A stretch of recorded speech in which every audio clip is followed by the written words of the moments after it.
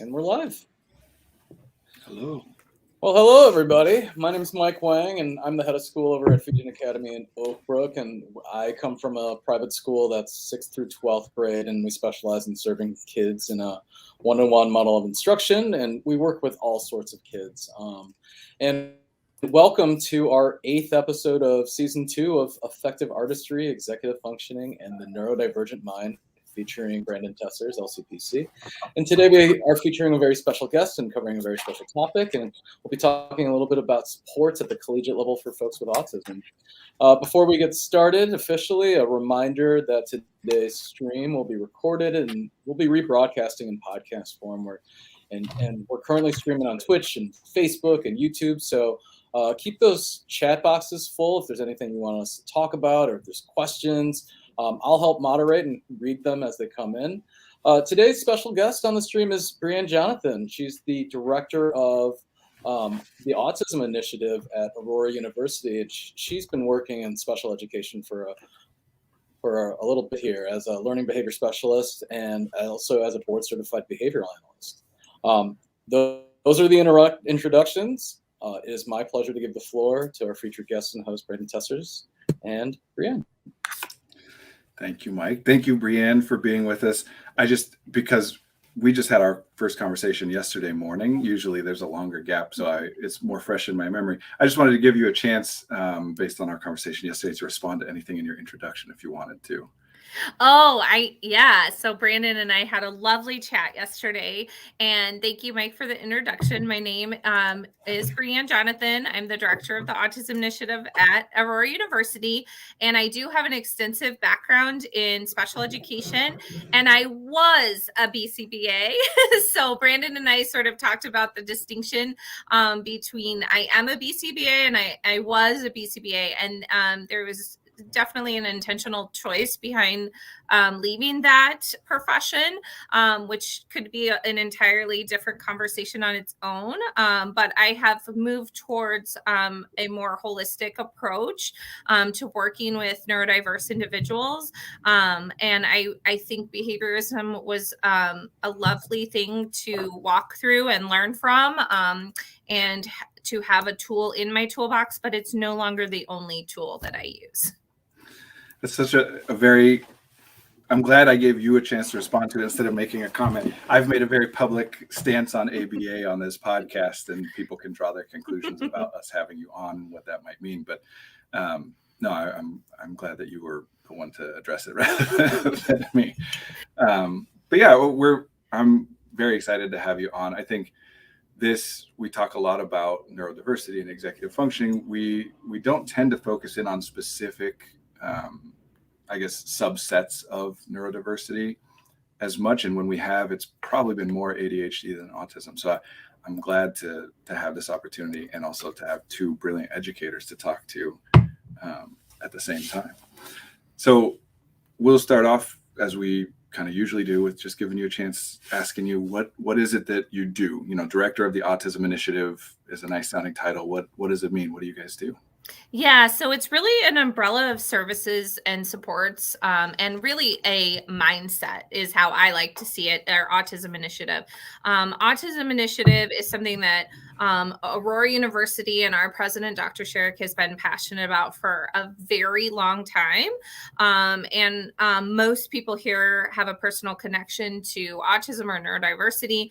And so the passion behind it is making our community more neurodiverse and understanding the value of that. Brandon and I had a great conversation yesterday about how, diversity in general is just great for a community. And so making our community on campus more neurodiverse, as well as our local community. How can we spread that mindset to the local community of really finding, appreciating, and working with the value of neurodiverse populations? So the biggest thing under my umbrella right now is our Pathways program. And that is programming for students who are in high school, community college and or on our campus here at AU who are on the autism spectrum. And so the idea behind this is that we realize a few things. We realize that sort of the system that exists in higher education often is not designed with neurodiverse individuals or people with autism in mind. And so some of the expectations can make it difficult for them to have all of their strengths come out. A lot of it revolves around the anxieties experience, the sensory overload experiences. And so when an individual is, having so much of that to process, it can sort of bring down what others see and their sort of output at the college level. And so what we recognize is that individuals need things in place that we can put into place for them to help bring down those anxieties and frustrations. So we started by writing a program for the college level, those 4 years of college. If you go by a standard model, we understand that it's very individualized. Some folks may be here a little bit longer, and we work with that, absolutely. But then we thought, a really big thing for people with autism is transition. So we recognize very quickly that college is not a standalone 4-year experience, that there's a transition into and out of college that are just as important as the time spent here. So then we started building programming backwards. So we thought students would benefit from having familiarity of being on a college campus, taking part in college-like classes, previews, taking part in social and recreational events, all with sort of the support from the Pathways staff. That's done through some summer camp offerings, and then our College Connections program, which runs from September through May. Folks can join at any time, and you just get to come to campus and do what AU students are doing here on campus. You get to choose from a menu of options of, what is going on campus. What do I want to go do? There's Pathways staff there. There's a lot of peer models or coaching opportunities here. We definitely believe that autism and neurodiversity shouldn't exist in a silo on our campus. So it's really important to us to always have, an inclusive environment that is not like, the autism building or the autism group. It's a group of people who are neurodiverse. And that is what we always try to make happen, and also the mindset that we want to, help educate around our campus and community. We also have built in a transition piece out of college into the workplace. So a 2-year career exploration experience is part of our program, so that students don't leave here never having really been in the workplace in the field that they want to participate in. So, they have 2 years we like to call it ramping up. It might start small with a lunch with someone from a company, and then build up to where they're there on a regular basis. And ultimately, we want them to leave with something to put in a portfolio or resume, dependent on what field they're interested in going into. That was a lot of talking, so I want to pause for a minute. And that was a lot. I mean, it's clear that you're doing a lot and that you have a lot of mastery of what it is that you're doing. The fact that you can talk about that, just so much of it off the cuff, and I'm trying to process through it all. I do like, and I wanted to call out, you're talking about transition so much, which I appreciate. And it's funny because this is something that people often consider to be an autistic trait, is the desire to categorize things, but it's a human trait, as all of these things are. It's just different intensities and frequencies and impacts. In executive functioning, people break it down differently, right? And frequently people will talk about transition as one executive function and initiation as another executive function, which I always think is hilarious, because what's the initiate? Like, when is it not that you're transitioning from one thing into the next thing? You're coming out of a void and starting something from scratch. Mm-hmm. So we make these boundaries because they're useful, but they should be fuzzy. And that's what you're talking about, that it's not like people arrive at college out of the void and then step back into the void. And similarly, the way you're talking about the population is rather than in terms of, and I know that especially on larger scale projects, there needs to be some way to scale that out, meaning like some way of identifying and categorizing people. It's not a sin to do it that way, but that the approach is a neurodiverse population, as opposed to categorically, these people are neurodivergent, these people are not neurodivergent. Because just real quickly, if we haven't talked about this before, to remind everybody or whatever, neurodiversity, the concept of neurodiversity is not a binary one that some people are neurodivergent and some are not. We use that language because it is useful sometimes, but that's like saying some people are average and some people are not. It's not, you might be average in one category. There's no such thing as a person that is average in all ways. So we're just talking about levels and extent of impact. And of course that's nuanced, that's my next question for you. Nuance is really hard to do at scale.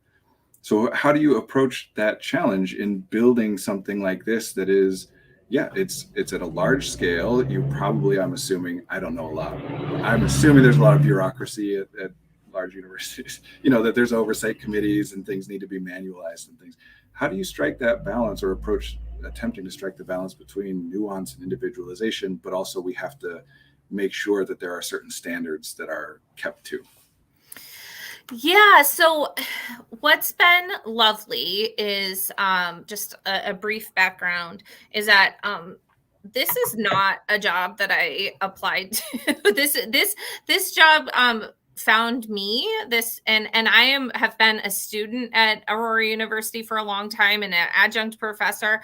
And so I was working in a job that I loved. And so I only say that because I would not have left what I was doing for anything that I didn't like, wasn't wholeheartely, like the buy-in wasn't there.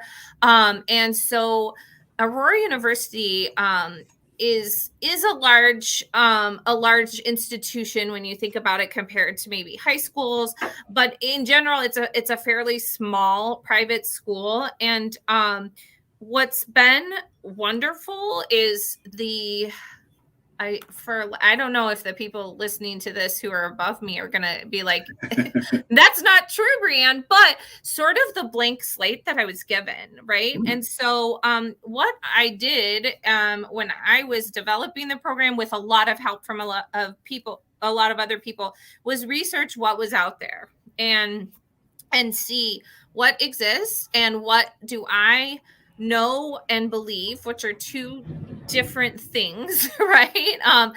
Knowledge and belief are slightly different. And so what do I know statistically and data wise, but what do I believe as far as my lived experience with individuals with autism, neurodiversity, and sort of took all of that and got to pick all of the pieces that already exist at other universities and add our own twists and really what I was told, which was so cool, is tell us everything that you want, that you believe is important, and we'll tell you if we can't make any of those happen. And I've yet to be told that none of the pieces can happen. So what ended up happening is that I believe we've really built such a robust programming that covers so many different aspects. And it's what's nice about it is it's somewhat separate from some of the standardization that occurs in any given academic program. So if you enter a teaching program, there's certain standards that must be met, right? Or if you enter, really any academic program, there's benchmarks, there's standards that you must hit. But our program is individualized. It's what do students need? And so that's so exciting because we really get to look at each individual, and we have some broader things in place, but we get to say, what does this program look like for this student? And then we have another student, and what does this program look like for them? And so because we're separate from many of the academic programs, there's not a lot of standardization that is required of this. We will know that we're doing our jobs when we see progress with the students, and that may look different to any given individual. So I've really enjoyed the fact that I haven't been weighed down by too much of that bureaucracy, or like you have to meet these standards, because when I was a teacher, I had a lot more of that. And in this role, there's a lot of freedom. Like, what are we going to do, this month with our activities? And we just make that happen because of the feedback from the students and the families. So that's really what drives and informs, the decisions that we make is the people that we're serving. Yeah, Brianna, I love hearing about the individualization, because I think it draws parallels with what Brandon and I do, is just working with individuals, figuring out what they need and trying to get them the help and resources that they need to be able to achieve their goals. But I'm wondering if I was fascinated about all the sort of universal supports that you're putting in, from the housing to the training for the professors. If you could paint a little picture there, I think it might be helpful.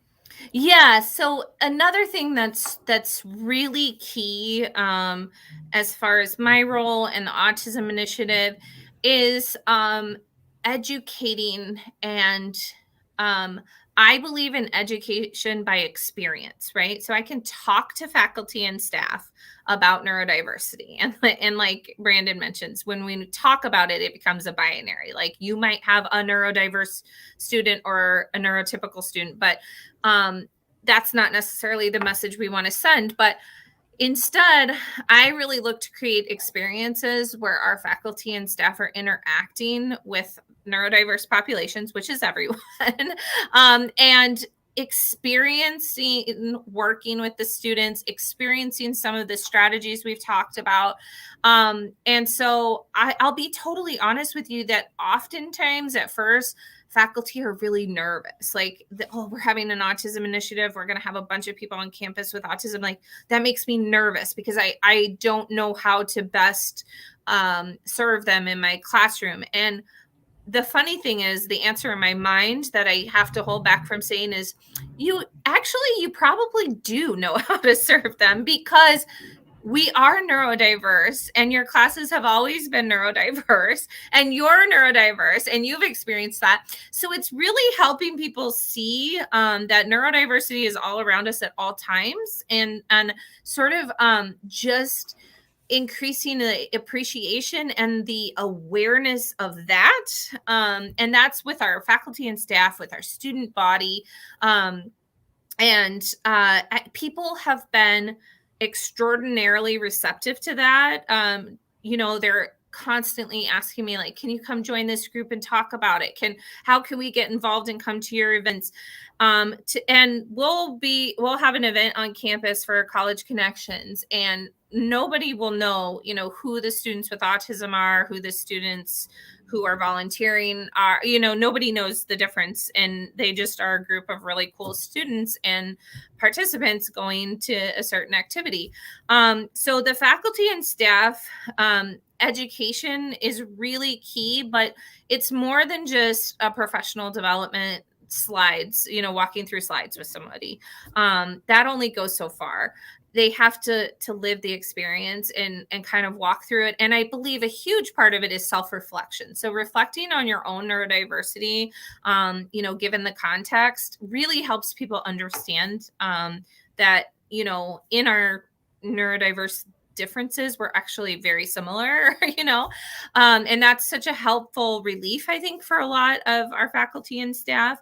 And then you also asked, Mike, about our building, which is super exciting.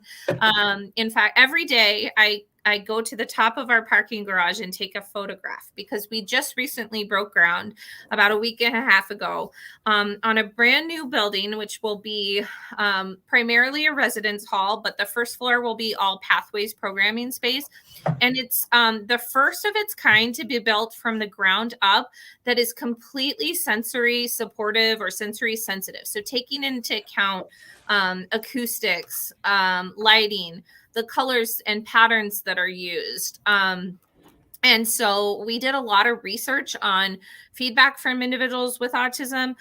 But what's really interesting is, like, as we're planning it, it's not a building for people with autism. It's just a building that's sensory sensitive that will serve all individuals, whether you fit into an autism category or an ADHD category. We believe this building is being built to reduce external stimuli that may be stressful.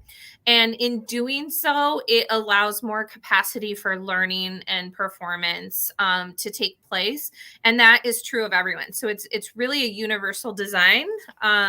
But it's really exciting to walk through that process and thinking of every little detail and how it will be experienced, through the senses, as far as, because let's face it, dorm rooms, residence halls aren't always, that's not what's considered when they're built, right? They're an efficiency model typically of like, how do we fit the most students into a space that's easy to clean and all, and those things are usually considered first, but this is really being considered from a very different vantage point. Yeah, I like that. And obviously, you mentioned the holistic approach, right? That you're approaching not just the academic supports and not just the academic curriculum, but also the living environment and the transitions in and out.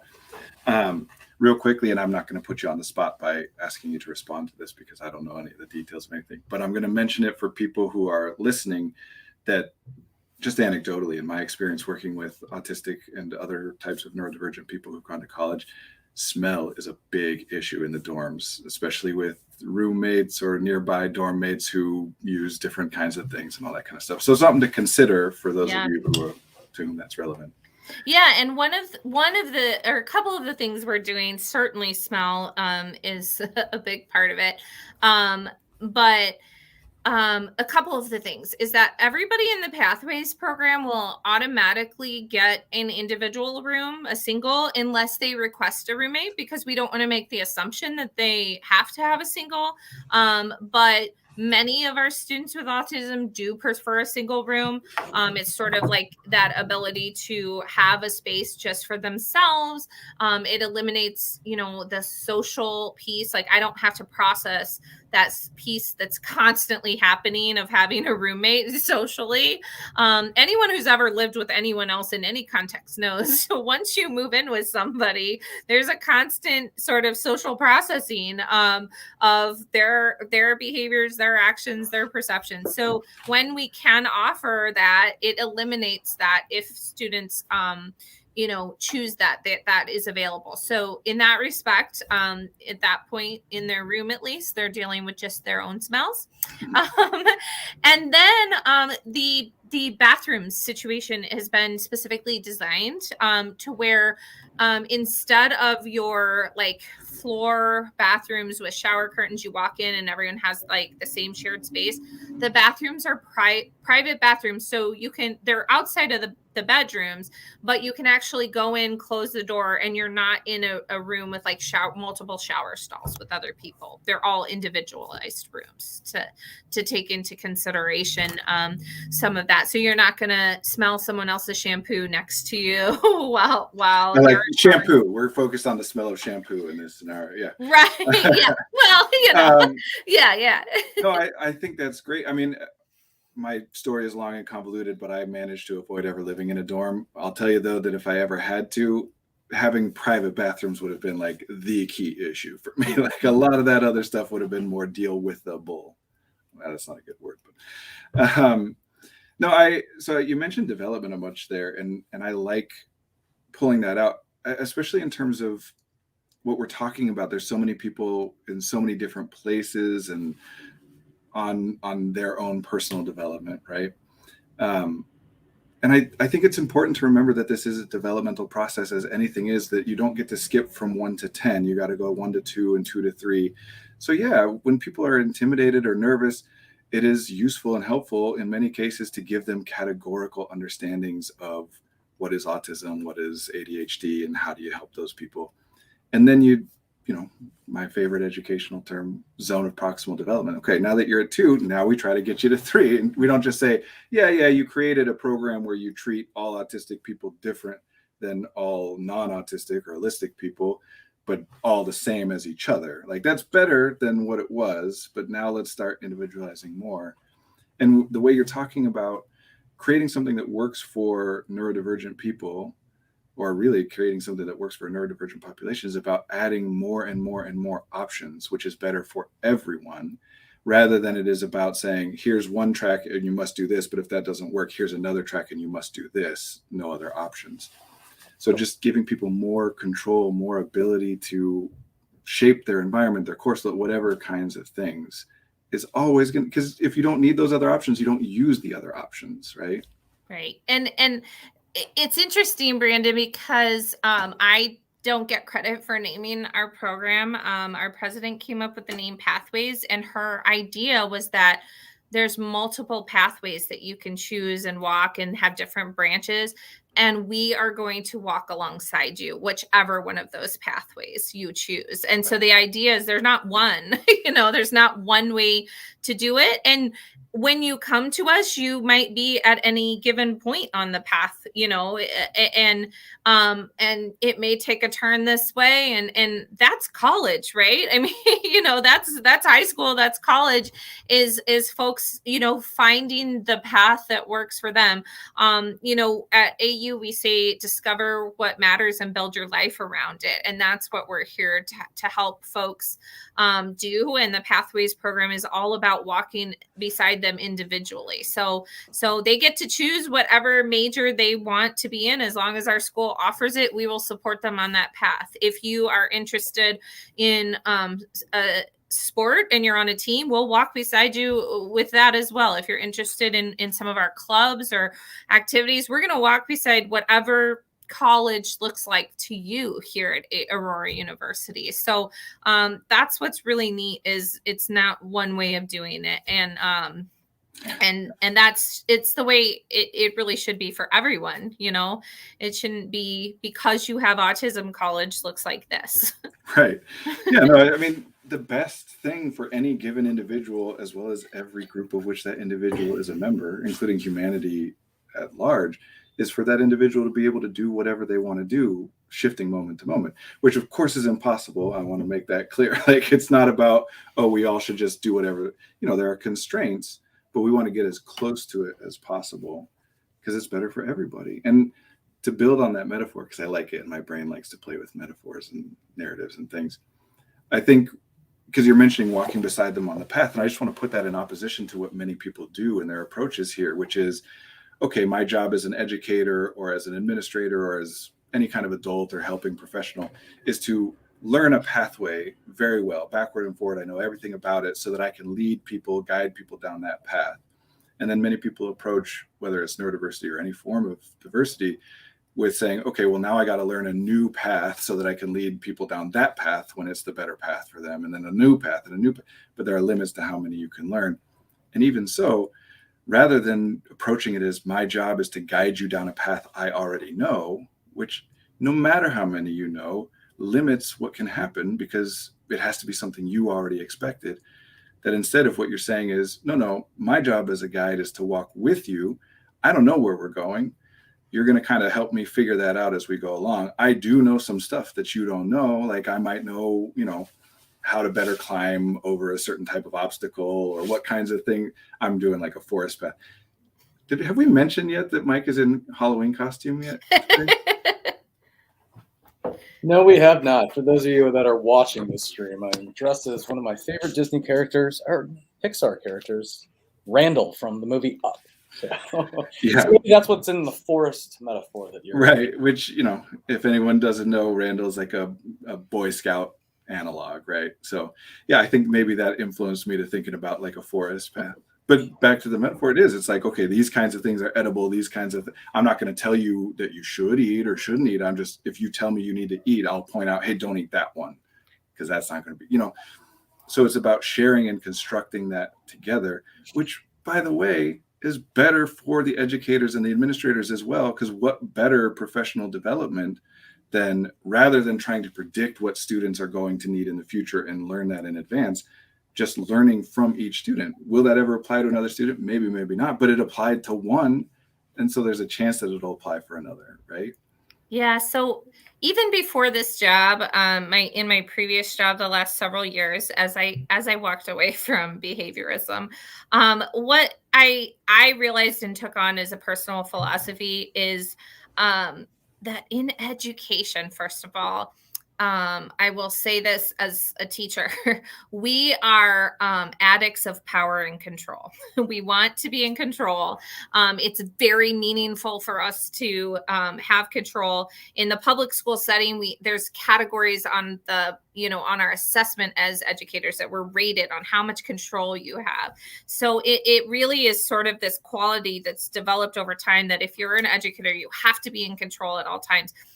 So a few years ago, I realized the power of letting go of being in control of other people. And not that I want things out of control, but sharing power and control with the individual, no matter their age, no matter, what the situation is. And it has been the most liberating thing for me. It's very, very difficult, I should say. It's hard to do, but when you can let go of that and walk beside the person. We use the term a lot, meet them where they're at, not where we expect them to be. It's so much more meaningful for both parties. And I really try to do that as much as possible. It takes a lot of time in any given moment to pause and say, am I in a power struggle even with myself? Am I trying to control and make this the outcome that I am expecting, that I want to happen? And so letting go of that. And so giving educators permission to let go of that can be, I think, incredibly meaningful. And it's where I've seen the most growth and impact with students is when I sort of let go and say, I'd like you to lead the way, or I'd like us to walk through this together, whether it's academic content, behavioral, situations, executive functioning. Like, I'm not going to tell you exactly, like you said, Brandon, like this is the way to go. And this is exactly where you need to get to. And these are the exact steps to take. But I think, handing that power back over to individuals is so important. And it's been, life-changing for me as an educator. Yeah, I love what you're saying there, Brianna. I think it's oftentimes we have to think about reevaluating how we approach education in sort of the traditional model of I'm the master and you are my apprentice, and when you are ready, I will hand down all the knowledge that I've gained, and you'll do it exactly this way, and that is that. And I love that idea of them discovering. So you mentioned, college students that are entering your program, they are all over when it comes to all the different majors, and I love that conversation that we had talked about a few weeks ago about, you have a student in your program that's looking to go into education, and just some of the challenges in navigating what the traditional teacher certification program is. For those of you guys that don't know, you go to class, you learn about child development, and you pretty much have a content expertise, and then you're thrown into a classroom, and then you have a supervisor, and then you are basically rated on those categories that Brianna talked about of classroom management and your content mastery. I'm wondering if you're willing to share a little bit of our conversation that we had together. Sure. So one of the challenges we see across the board, this is just with any student, is when they move sort of from that classroom piece to like an internship or a practicum work, because there is so much of what we refer to sort of as this hidden curriculum, these expectations that exist, these social expectations that perhaps the majority of people have picked up on over the years, but we're seeing less and less of that lately, especially the last couple of years. We've all missed out on a lot of social cues because we've been around less social situations to learn from. But we see individuals sometimes struggle not with the content, right? But with the underlying expectations that folks just sort of assume that you should know. And I kind of refer to it as lost in translation. And what I mean by that is lost in social translation. And so it's about, how what kind of feedback are supervisors giving? Is it vague feedback like you should be more professional? Okay, what does that mean, right? Let's be really, or for instance, the other day I had a conversation with a faculty member who is referring to someone as spinning their wheels. They're just spinning their wheels. And I was like, back up. Like, we have to define that and really talk about what that looks like in terms of your behavior, language, thinking, like, this is how I'm perceiving that you're spinning your wheels, and give them an opportunity to process that, process the perception of others, and offer their own perception of what's going on. And so there's often just a mismatch in those, or a mismatch of perceptions in those situations. And so I see our role as being somewhat of that translator, of saying, okay, I'm hearing this and I'm hearing this, and sort of helping them come to the conversation together and interpret that from either side. And that can happen with faculty members, with supervisors on the site, at jobs. You know, once you're hired, there's a lot of social expectations that aren't discussed. They're not made explicit, and that can be incredibly challenging for folks who are, you know, focusing so hard on certain things that they might be missing that. And it's just a simple, you know, hey, did you know this was happening? and oh, I didn't, you know, thank you for telling me, is usually the response. And so yeah, I mean, I think it's really just about helping make what's covert a little bit more overt for folks. Can often be helpful and much appreciated from both sides, but we are so inclined to, like, that's uncomfortable, right? It's uncomfortable to tell someone some of these things. But if you do it in a gentle way, typically it's very well received. And so, yeah, I think that's just a big piece of you know, one of the things that we do here at in the Pathways program, and with our students who are working towards placement, you know, out in their field. We don't want anyone to fail because of the hidden rules that exist. That would be, you know, a terrible way to, like, not be a reason to not be successful or happy because, you know, something wasn't made clear. Yeah, I like that. What you're talking about, part of what we do on this podcast is translate the things that the guests are bringing into our language that theoretically listeners, you know, develop and share with us.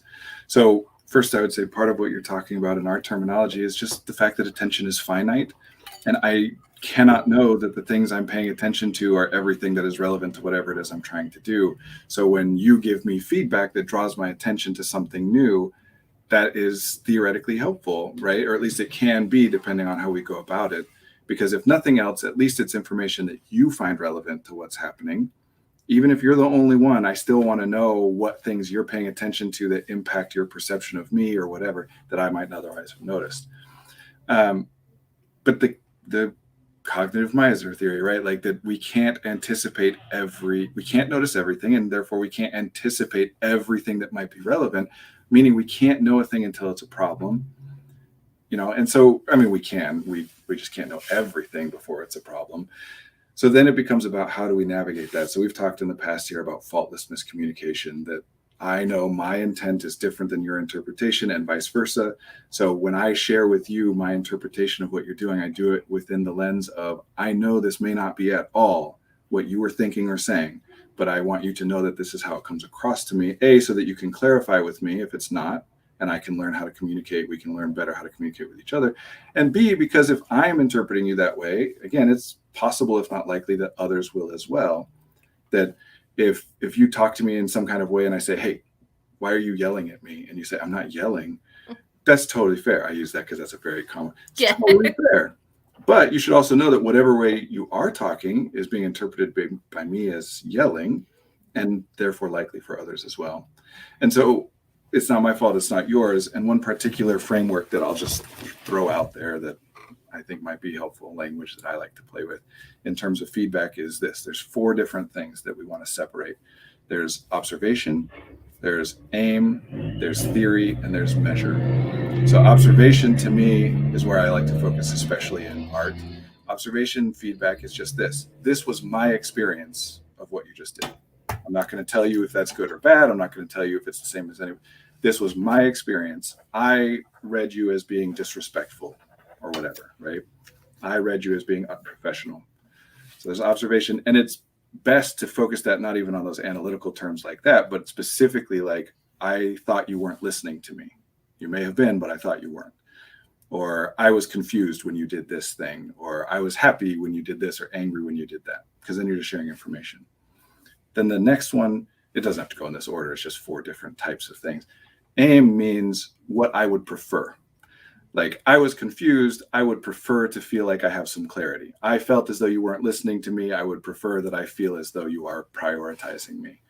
So that's what I'm going for. Theory then is where most people tend to start with their feedback, which is, I think if you do this thing, then that will get me my aim. I felt like you weren't listening, whether it's true or not. I would rather feel like you prioritize me. So my theory on that is, hey, you should look at me when I'm talking to you. Then I would feel more listened to. And so then I don't share the first part. I just say, you should look at people when they're talking to you. Or I say, you should dress more professionally, when really what I mean is, I feel like I'm not sure if you understand the role that you're in. You know, my confidence is lowered because that's not how I would expect you to dress. It's not in and of itself problematic, but it ties to other things for me. So my aim would be that I feel more confident in your understanding of the role and ability to perform it. And my theory then would be if you dress more traditionally for the role, right? And then measure is part of what you were talking about for me, which is, okay, turn that into something that can actually be observed. If you're going to say, I think you should dress more professionally as your theory, then you got to give me a measure. What does that mean? How would I know? What's the baseline of where I'm at right now in terms of my professionalism in dress, and what should I change that would be more? Or if you're going to say, hey, you need to be more respectful. Okay, happy to. What do you mean? Like, what specifically do I need to do in order to make you feel as though I'm being more professional? So just as the person giving the feedback, it's more important, especially those of us with hierarchical positions, you know, with power dynamics and imbalances. We need to be aware of, give somebody a vague idea of what they're supposed to do. And part of the communication that comes across with that, whether you mean it or not, is, and don't talk to me further about this. So if you tell a kid, hey, you got to work harder on this thing, they have no idea what that means. They were working hard, probably, you know, like, what do you mean? But since you only said that, I'm making an assumption that you don't have more time or energy or thought to dedicate to giving me more clarity. So I am not going to come back to you and ask for clarity. Even if you would be happy to give it to me, my assumption is more likely to be, well, that's as detailed as they could get. So why should I?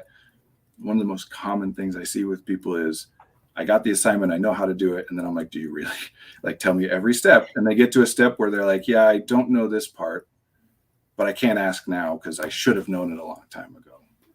And as a former educator, talking to 2 educators, maybe you guys can back me up on this or tell me if I'm wrong, but every educator I've ever known is like, please come to me for clarity.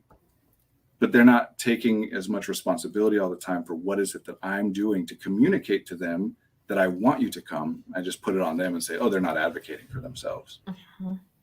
So anyway, there's some framework and language to throw out. I love that. I love those 4 points because that's exactly how things are lost in the translation, right?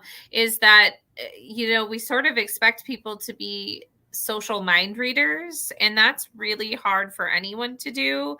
But we expect that how we're feeling or thinking should be just instantly interpreted by a short statement, or even our body language or our attitude, or just because it's the social norm. But one of the things that I have always just, my favorite people are those who fit into sort of those, unfortunately, that binary language, but those neurodiverse populations. So I love the ADHD mind. I love a mind of someone with autism. Like, I just think they're so so cool. And one of the things is that I often see is just the level of honesty is so refreshing often. And the response to honesty and directness is often they're not offended, as where you would have to sugarcoat it maybe with other people.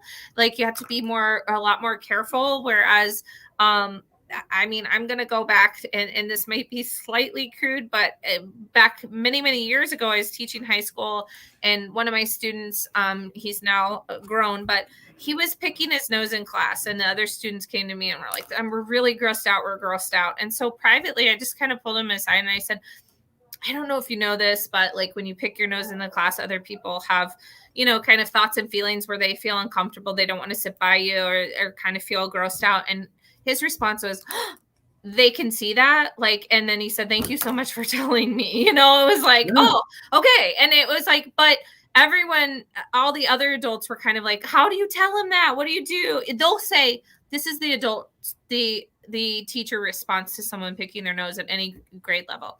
Go get hand sanitizer. That's what they say when they see someone pick their nose. So the kids go get hand sanitizer and may or may not know that the reason why was because I saw you doing this and this is the way I'm feeling. And so, so there's a lot lost in like one statement, or do you need a tissue? Like that's not direct response to what's happening. And this is, not to scold people in positions of power, because everyone, including those people, cognitive miser, and until and unless it causes a problem, you don't pay attention to a thing. So I just assume everybody else hears what I hear and sees what I see, unless I know it's wrong. So part of what we're doing right now is giving those people reason to understand that that's why I focus on the language. There's reason, there's value in looking more closely at some of these things you might not have otherwise considered. Doesn't mean you're bad because you didn't notice it before, just like it's not bad that the kid picking his nose didn't notice before, right? So, and not to, again, I'm not going to put you on the spot or like bring up a big conversation about ABA, but as an example of this, because we're focused on autistic individuals right now, eye contact is a very big one here, where the idea that even if I don't personally care whether you make eye contact with me, people will feel as though you are being disrespectful if you don't. Well, first of all, you know that's not universally true, because you just acknowledge that you don't personally care. So let's leave that aside. Saying you need to then learn how to give eye contact or tolerate eye contact is a theory. It is what I think if you do will result in better things for you. But I can share the information. It's not evil to say, hey, just so you know, many people will think that it is disrespectful if you don't look at them in the eye or think that you're not paying attention. That's information. I want to have that information, but then I can devise my own solution instead of you give me your theory. Because something that Brandon, will often tell people is, hey, just so you know, I'm very sensitive to social data. And so when I'm looking at you, I'm picking up a lot of information about what you're doing. And sometimes that makes it more difficult for me to focus on what it is that you're saying, because I'm so distracted by all these other things that I'm trying to read.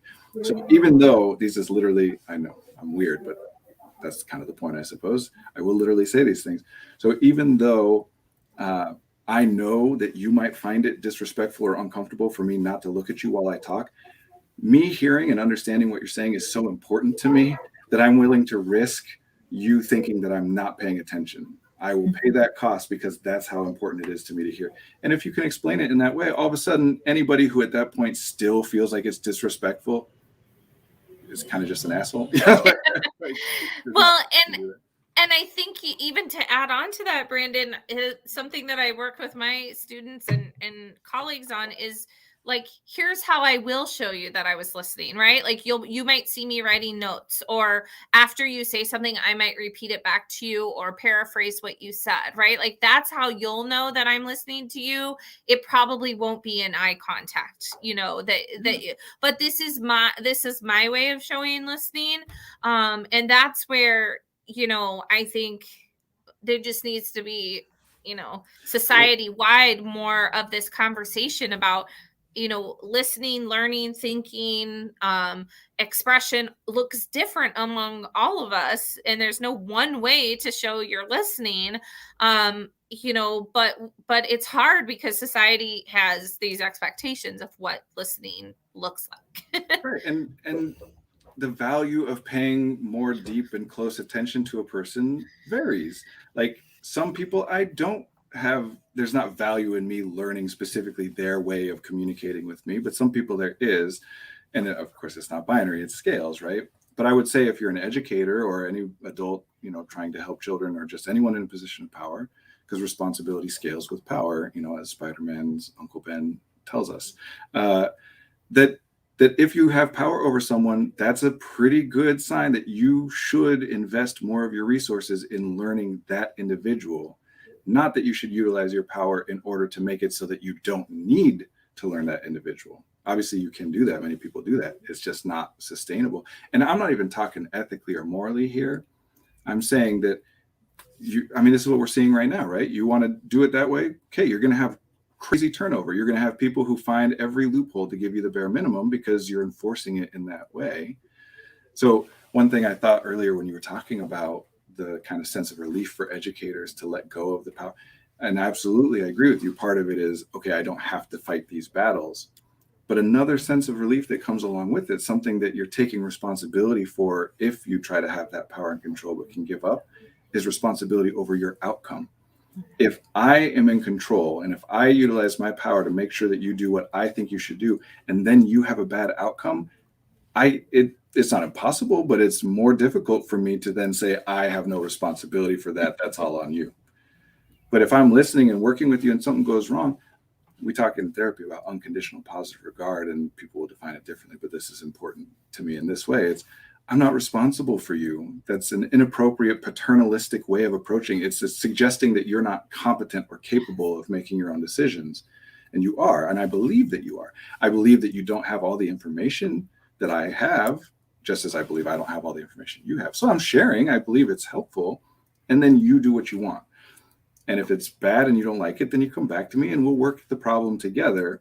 But if I say as a therapist, like, yeah, you should break up with that person, and then you go do it and it's miserable and you come back and be like, how dare you? Like, I don't want that power. That is too much responsibility. My job is to share information you don't have, not to tell you my theories about what you should do with it.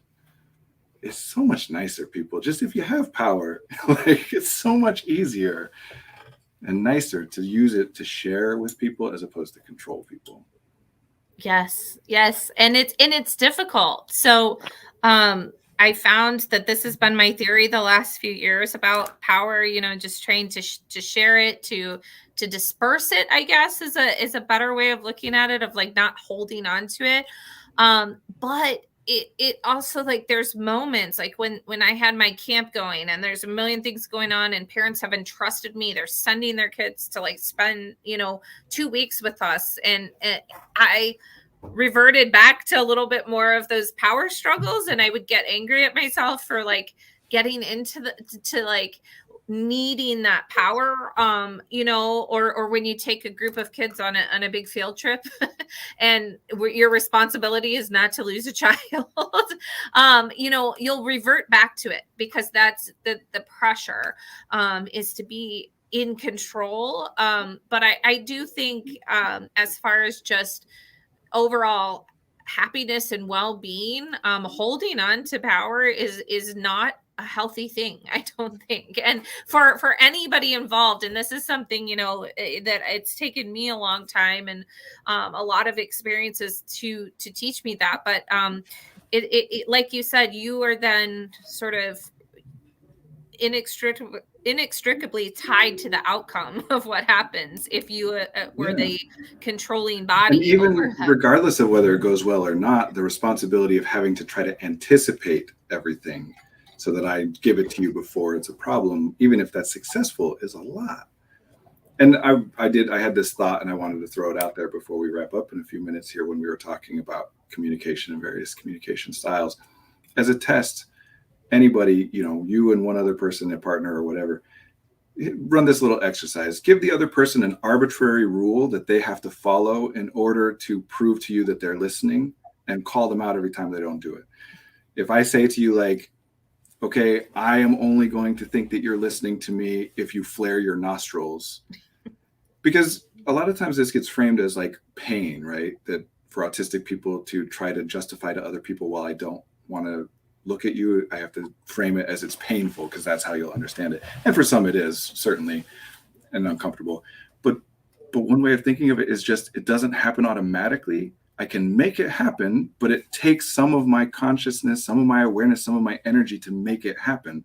So if I give you an arbitrary rule that you must follow, you can make it happen, but you're going to constantly forget. And every time I tell you to do it again, you're going to feel, well, I won't make predictions about how you feel, but try it. Yeah, it's like that old challenge not to only speak in words that don't have the letter E in them, and how much, cognitive power that takes to do that. Like, you're not going to make sense as a human if you try to only use words that don't have E. And so, yeah, giving a rule for, a random rule of like, you have to focus on doing this, something out of your comfort level or out of, what has been sort of your not even necessarily intrinsically uncomfortable, but just something you wouldn't, something that requires your attention in order to continue to do. That doesn't happen automatically. I love it's that. Training. Yeah. I mean, a lot of what we talk about in masking is that, but I always get like way far afield in philosophy and abstract stuff. And, there's some cool things that you guys are doing, and we're going to wrap up soon. Mike and I have settled over the weeks into or months into this, like, I do philosophy and he reminds me that we need to do practical stuff. So I'm going to stop and let us get back to some more like practical. We call that praxis when we merge the two, theory and practice, right?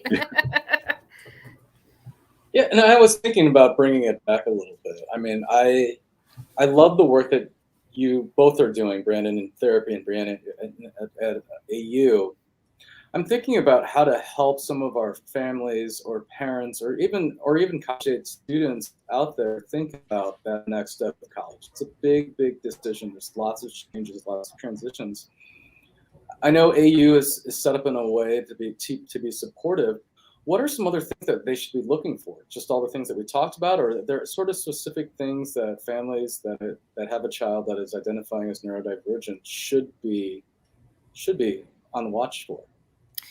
Yeah, I mean, I think, so what I believe is that I experienced this when I was a teenager, is when people talked about college, I really had this visual of this like abstract thing floating way out there in the distance, right? Like, so I think any way to make that conversation more concrete, like visit, but whether it's like walking a college campus, asking to sit on a course, anything that makes the conversation more concrete instead of abstract, like college being this thing floating out there somewhere in the distant future.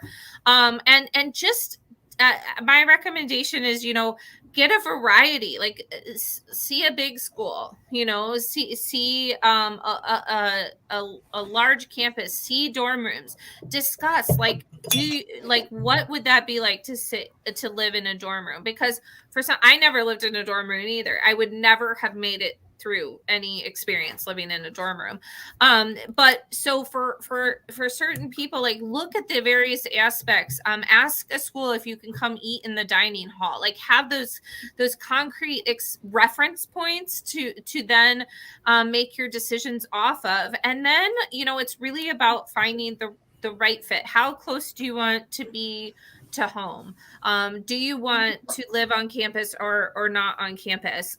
Do you want to, is there a specific major you're looking for? And you don't have to decide your major at 17 or 18 years old, because there are very few people who do what they majored in at 18 years old. I'll tell you that.